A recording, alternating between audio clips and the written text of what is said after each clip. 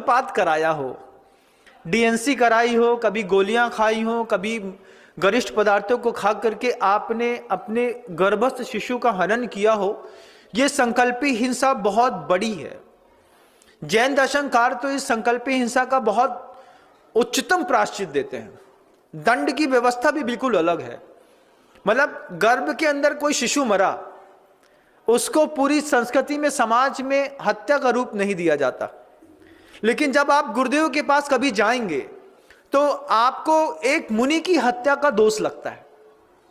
कितनी बड़ी बात है कि गर्भस्थ शिशु आपने मार दिया। एक आरिका, एक अंदर कन्या थी, वो कन्या आपने गर्भ के अंदर ही मार दी, तो आपको किसी समान से बच्चे मारने का दोष ना लग के आपको जैन कोर्ट जो होता है वो एक आरिका की हत्या का दोषी मानता है। वो उस जीव में इतनी सामर्थ्य थी, बड़ा होकर के वो कुंदकुंद भगवान के जैसा दिगंबर मुनि बन जाता। आपने उसका संसार खत्म कर दिया। उसके अंदर ऐसी सामर्थ्य थी, हो सकती थी, इट मे बी पॉसिबल कि वो अंदर ही अंदर, वो जो आपके अंदर जीव बेटी बढ़ रही थी, वो बेटी अंदर आगे चल करके चंदन वाला बनती।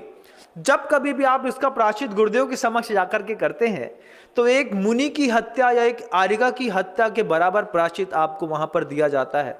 25-25, 30-30 उपवास दिए जाते हैं, आपके परिणामों को परखा जाता है। और इसमें भी संतुष्ट नहीं होती है तो जो प्रायश्चित ग्रंथ आचार्यों के द्वारा रचित है, उस आचार्यों के द्वारा रचित प्रायश्चित ग्रंथ में साफ साफ कहा है कि जिसने मनुष्य की हत्या करी है उसकी शुद्धिकरण तो सिवाय गौदान के हो नहीं सकती।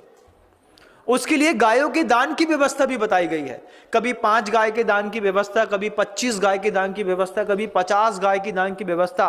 हजार गायों के दान करने से आप इस तरीके के प्रायश्चित से मुक्त होते हैं। ये जैन दर्शन की बात कर रहा हूं, गौदान की, किसी और दर्शन की बात नहीं कर रहा हूं। जैन दर्शन में भी जो महान प्रायश्चित होते हैं वे गौदान से संबंधित आचार्यों ने लिखे। किसी मनुष्य की हत्या हो गई है तो आचार्य आपको बताते हैं कि हाँ, इतने उपवास कर लेना, इतने तीर्थ क्षेत्र की यात्रा कर लेना और इतनी गायों का दान कर देना। वे गाय अपने आप में आपके कर्म कलंक को काटने का एक बहुत बड़ा साधन है। अपने आप को सीखो, समझो और मनुष्य पर्याय को छोड़ने से पहले इस प्रकार के प्रायश्चित को आप जरूर लीजिएगा। किसी सामान्य मुनि महाराज से किसी भी प्रकार के गर्भपात का कोई भी प्रायश्चित आपको नहीं मिलेगा। ये जघन्यतम अपराध है। इस जघन्यतम अपराध का दंड देने का अधिकारी जो है वे मात्र गुरुदेव हैं। आप गुरुदेव के पास जाएं, गुरुदेव से या तो आप मौखिक संवाद करें या आप पत्र के द्वारा लिखित संवाद करें। पति पत्नी दोनों को वहां पर जाकर के बैठ करके बात करना, चर्चा करना जरूरी है।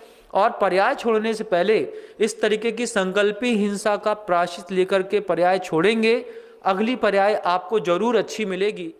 आपको इस तरीके की गर्भपात कराने के कारण भी भटकना पड़ सकता है। और सिर्फ महिला हिस्सेदार है ऐसा नहीं मानिएगा, पुरुष भी हिस्सेदार है। महिला ने तो सिर्फ कहा, पुरुष ने उसकी पूरी संयोजना बनाई है, पूरे कत्ल खाने का पूरा इंतजाम किया है, पैसा दिया है, आपने उसको एनेस्थीसिया चढ़वाया है, ऑपरेट कराया है। मेडिकल कॉलेज जबलपुर में कभी भी जाकर के आप उसकी बाउंड्री के पीछे घूम करके देख के आइएगा बंधुओं, जहां पर उसके बायो प्रोडक्ट फेंके जाते हैं। मतलब जो मेडिकल साइंस का, मेडिकल हाउस का और अपने अस्पतालों का जो कचरा फेंका जाता है उसको डिसॉल्व करने के लिए जो स्पॉट होता है, उस स्पॉट में जाकर के एक बार आप गौर करके देखिएगा। आज भी ऐसे कितने अबोध बच्चे जिसको कुत्ते सुबह सुबह इस प्रवचन को सुनते वक्त भी खा रहे होंगे। वे मनुष्य थे। कल को स्वामी विवेकानंद बन सकते थे, परमहंस बन सकते थे, कोई गुरुदेव जैसा बन सकता था, कोई सुधा सागर जी महाराज जैसा कोई जीव बन सकता था। आपको बस सूझा नहीं, भोग तो भोग लिया, गर्भ में संतान आ गई, हम नहीं संभाल सकते तीसरा बच्चा, हम दूसरा नहीं संभाल सकते, हम चौथा नहीं संभाल सकते तो ब्रह्मचर्य स्वीकार करना चाहिए था। अब जब गर्भ में आ ही गया है तो फिर उसको पालो, उसको मारो मत।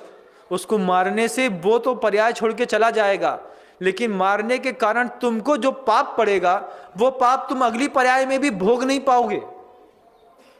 और ऐसा कौन सा जीव है, ऐसा कौन सा गृहस्थ जिसने गृहस्थी बसाई हो और इस तरीके का अपराध न किया हो। कुछ लोगों के कारण असंयोजना में हो जाते हैं, असावधानी से असावधानी क्षम्य है बंधुओं, लेकिन बुद्धिपूर्वक जब आपने अपने गर्भपात कराया है, इसका आप मनुष्य पर्याय छोड़ने से पहले आचार्य विद्यासागर जी मुनि महाराज के चरणों में जाकर के आप प्रायश्चित जरूर लीजिएगा, नहीं तो अगली पर्याय बहुत दुखमय होने वाली है। आपको वो दिखाई देता है जो आप देखते हैं, और संतों को वो दिखाई देता है जो उनको आचार्यों के द्वारा दिखाया जाता है। मां जिनवाणी कह रही है, गुरु कह रहे हैं, आगम कह रहा है कि गर्भपात का प्रायश्चित जरूर करना। संगी पंचेंद्री को संकल्प पूर्वक मारा है, उसका प्रायश्चित जरूर करना। हम इस पर्याय से अगले आने वाली हर पर्याय में इस प्रकार की संकल्प, अहिंसा का भी हम त्याग करते हैं। भाव में अनुमोदना, पिता ने थोड़ी सी आंख बस दिखाई,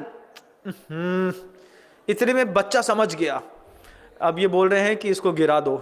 तुमने गिरा तो दिया, लेकिन तुम कितने गिरे हुए होगे जो तुमने एक मनुष्य को गिराया। कोई तुमको बगल से धक्का मार के निकल जाए, तुम अभिमानग्रस्त हो जाते हो, तुम अपना एटीट्यूड और